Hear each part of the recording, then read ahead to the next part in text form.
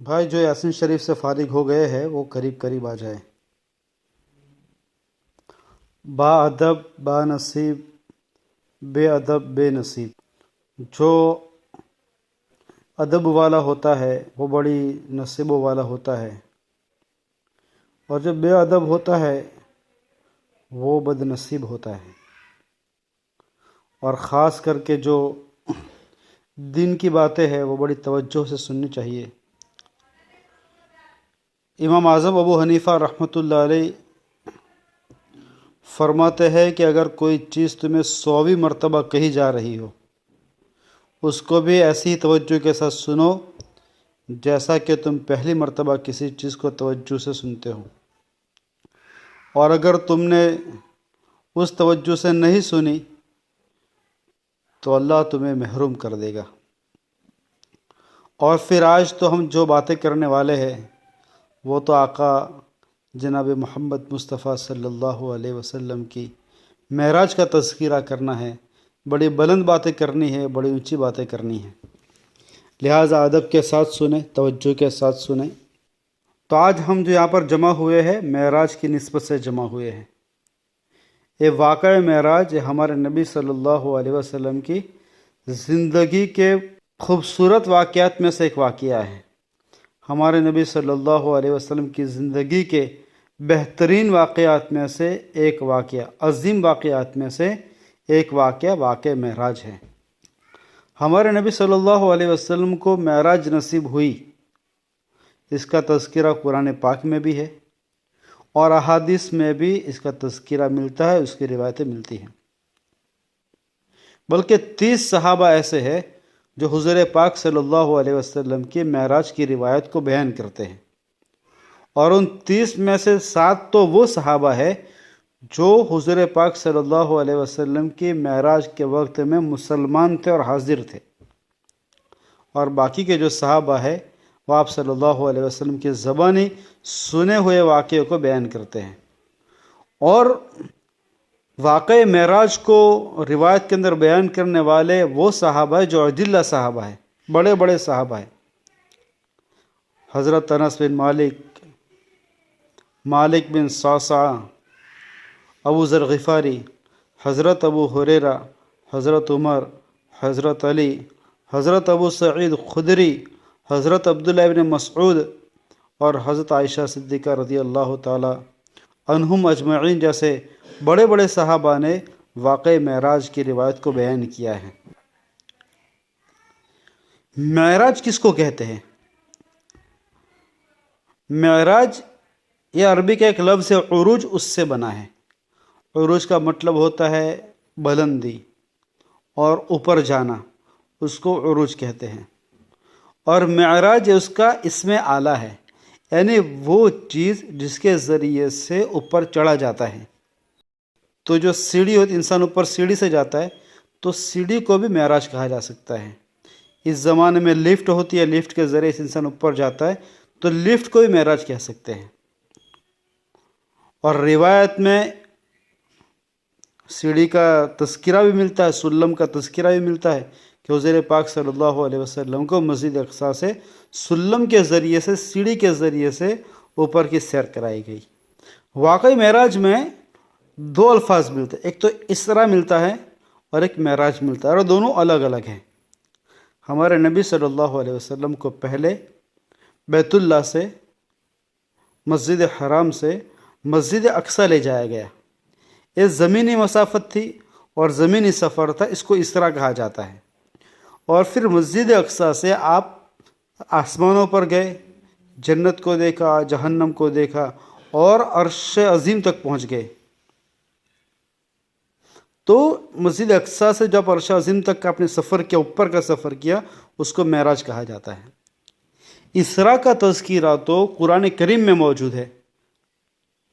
سورہ بنو اسرائیل کی پہلی آیت ہے، بسم اللہ الرحمن الرحیم، سبحان الذی اسری بعبدہ لیلا من المسجد الحرام الی المسجد الاقصی۔ پاک ہے وہ ذات جس نے اپنے بندے کو رات کو مسجد حرام سے مسجد اقصیٰ کا سفر کرایا۔ تو یہ تو قرآن کریم سے ثابت ہے۔ اگر کوئی شخص اسرا کا انکار کرے کہ میں نہیں مانتا ہوں کہ ایک ہی رات میں مسجد حرام سے کوئی مسجد اقصیٰ جا سکتا ہے؟ میں اس بات کا انکار کرتا ہوں، میں نہیں مانتا ہوں۔ اس وقت تو پلین بھی نہیں تھے، راکٹ بھی نہیں تھے، کیسے انسان جا سکتا ہے؟ اگر کوئی شخص اس طرح کا انکار کرے تو وہ کافر ہے، اس لیے کہ تو نص قطعی سے ثابت ہے، قرآن کریم سے ثابت ہے، اور قرآن کریم کی کسی بات کا انکار کرنے والا ہی کافر ہو جاتا ہے۔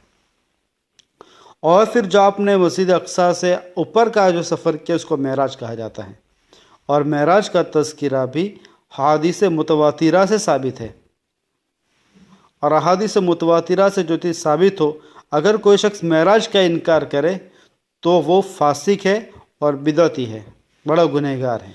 تو جو چیز احادیث متواترہ سے ثابت ہو اس کا انکاری فاسق اور فاجر اور بدعتی ہے۔ اب معراج کب ہوئی؟ یہ تو پتہ چل گیا ہمیں کہ معراج آپ صلی اللہ علیہ وسلم کو ہوئی ہے، اور اس کا کوئی مسلمان انکار کر نہیں سکتا ہے، انکاری کافر ہے اور فاسق ہے کو۔ اب یہ معراج کب ہوئی آپ صلی اللہ علیہ وسلم؟ تو اس کے بارے میں اصحاب سیر، جو آپ صلی اللہ علیہ وسلم کی سیرت نگاری کرنے والے لوگ ہیں، جو آپ صلی اللہ علیہ وسلم کی سیرت کو بیان کرنے والے مورخین ہیں، ان کے درمیان میں بہت اختلاف ہے۔ لیکن جو دوسری روایات ہے ان کے جوڑنے سے، ان کی ترتیب دینے سے آپ صلی اللہ علیہ وسلم کی معراج کب ہوئی ہے اس کے بارے میں کچھ اندازہ ہمیں معلوم ہوتا ہے۔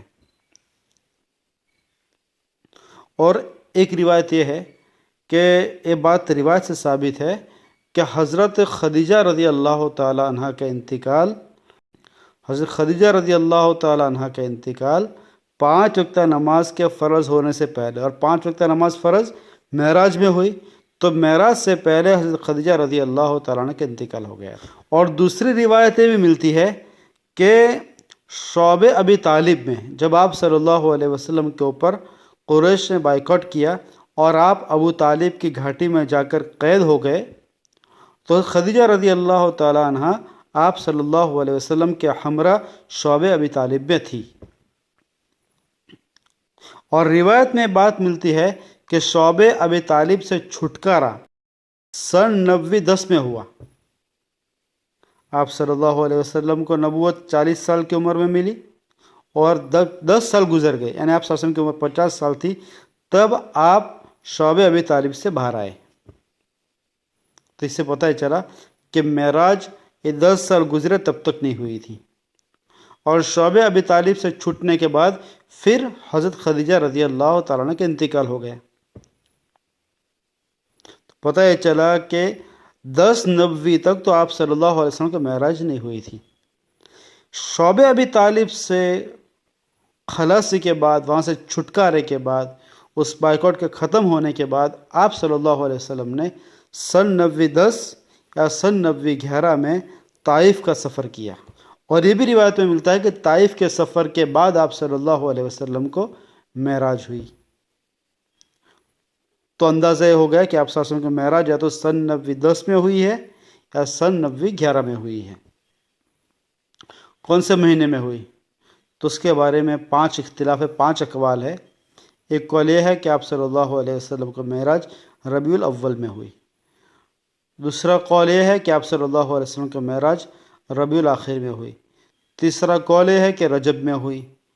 چوتھا قول یہ ہے کہ رمضان میں ہوئی، اور 5واں قول ہے کہ شوال میں ہوئی۔ تو مہینے کے اعتبار سے، سالوں کے اعتبار سے 2 قول ہو گئے راجح قول، یا تو سن 90-10 میں یا سن 90-11 میں۔ مہینوں کے اعتبار سے 5 قول ہے: ربیع الاول، ربیع الاخر، رجب، رمضان اور شوال۔ لیکن علامہ زرقانی رحمۃ اللہ علیہ فرماتے ہیں کہ جب کسی چیز میں اختلاف ہو اور کسی ایک قول کو دوسرے پر ترجیح دینے کی کوئی دلیل نہ ہو، تو پھر جو عوام کے اندر مشہور ہو اس کو مان لیا جائے گا۔ تو ابھی عوام کے اندر مشہور یہ ہے کہ رجب المرجب کے اندر آپ صلی اللہ علیہ وسلم کی معراج ہوئی ہے، تو اس کو راجح قول قرار دے دیا جائے گا۔ یہ علامہ زرقانی کی تحقیق ہے کہ جب کسی قول کو دوسرے قول کے اوپر ترجیح دینے کی کوئی دلیل نہ ہو، تو پھر جو عوام کے اندر بات مشہور ہو، امت کے اندر جو بات مشہور ہو، اس کو راجح قرار دیا جائے گا۔ تو ابھی راجح قول تو یہی ہوگا کہ آپ صلی اللہ علیہ وسلم کے معراج رجب میں ہوئی تھی۔ تو یہ تو تاریخی پس منظر ہو گیا۔ اب آپ صلی اللہ علیہ وسلم کو اللہ تبارک و تعالیٰ نے معراج پہ کیوں بلایا، وجہ کیا تھی؟ تو آپ صلی اللہ علیہ وسلم کو اللہ تعالیٰ نے معراج اس لیے کرائی کہ آپ صلی اللہ علیہ وسلم کا یقین اور آپ کا عمل پیہم، یقین محکم اتنا بلند تھا اور اتنا مستحکم تھا کہ آپ صلی اللہ علیہ وسلم کے جو ظاہری سہارے تھے وہ سارے کے سارے ایک کے بعد دیگر ختم ہو گئے، تو بھی آپ صلی اللہ علیہ وسلم کے صبر میں اور آپ صلی اللہ علیہ وسلم کے یقین میں اور آپ کے عمل پہم کے اندر کوئی فرق نہیں آیا۔ ظاہری سہارے سارے کے سارے ٹوٹتے چلے گئے، سارے کے سارے ختم ہوتے چلے گئے، لیکن آپ صلی اللہ علیہ وسلم کا جو اللہ تعالیٰ کے ساتھ یقین تھا، اللہ تعالیٰ کے اوپر ایمان تھا، اس کے اندر کوئی کمی نہیں آئی۔ اور آپ صلی اللہ علیہ وسلم اپنے مشن کے اوپر ڈٹے رہے، اپنے کام کے اوپر ڈٹے رہے، یہاں تک کہ آپ صلی اللہ علیہ وسلم کو اپنے فرض منصبی کو ادا کرنے کے اندر بڑی بڑی رکاوٹیں قریش نے پیدا کی، بڑی آپ کو تکلیف دی گئی، اور ذلت اور رسوائی کا جو آخری درجہ ہوتا ہے وہ آپ صلی اللہ علیہ وسلم نے شعب ابی طالب میں اور طائف کے سفر کے اندر برداشت کیا۔ تو اللہ تعالیٰ کی راہ کے اندر جتنی ذلت ہو سکتی ہے، جتنی رسوائی ہو سکتی ہے، وہ آپ صلی اللہ علیہ وسلم نے برداشت کی۔ تو اللہ تبارک و تعالیٰ کا وعدہ ہے کہ جو ہمارے لیے ذلت اور رسوائی کو برداشت کرے گا، اللہ تبارک و تعالیٰ اس کو عزتوں سے نوازے گا، اس کو بلندیوں سے نوازے گا۔ طائف کے سفر سے جب آپ صلی اللہ علیہ وسلم واپس آئے، حالانکہ طائف میں آپ صلی اللہ علیہ وسلم بڑی امیدوں کو لے کر گئے تھے اور سرداران سے ملاقات کی۔ عربستان کے اندر سردار وہ بنتا تھا جو شریف النفس ہوتا تھا، جو سخی ہوتا تھا، جو کریم ہوتا تھا۔ اس وقت پوسٹ اور اس وقت عہدہ ان لوگوں کو دیا جاتا تھا جو سلیم الطبع اور شریف النفس ہوا کرتے تھے۔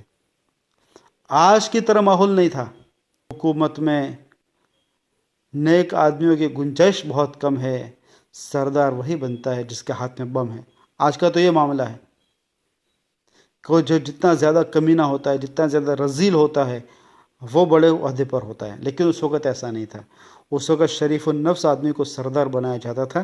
آپ صلی اللہ علیہ وسلم طائف کے سرداروں کے پاس بڑی امید کے ساتھ پر امید گئے تھے، لیکن واقعہ سب کے سامنے ہے کہ ان لوگوں نے آپ صلی اللہ علیہ وسلم کے ساتھ کیسا مذاق اڑایا اور آپ صلی اللہ علیہ وسلم کو کتنی تکلیف دی، اور کیسے کیسے ان شریف النفس سرداران نے جوابات دیے۔